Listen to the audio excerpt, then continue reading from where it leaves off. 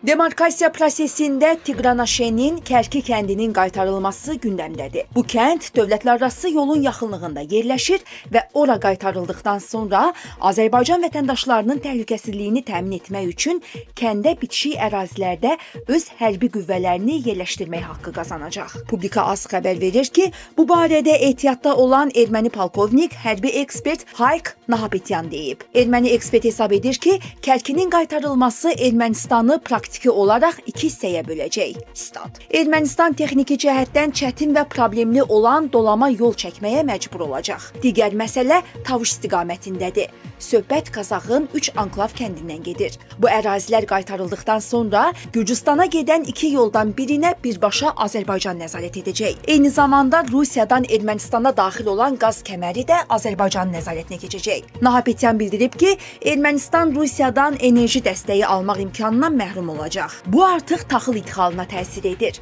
Türkiyə Ermənistanı taxıl və enerji təchizatı ilə təmin etməyə hazırdır. Lakin bu, Azərbaycan mənbələri hesabına olacaq. Bu deməkdir ki, Ermənistan Azərbaycan qazı və neftindən asılı olacaq. Erməni ekspert iddia edib.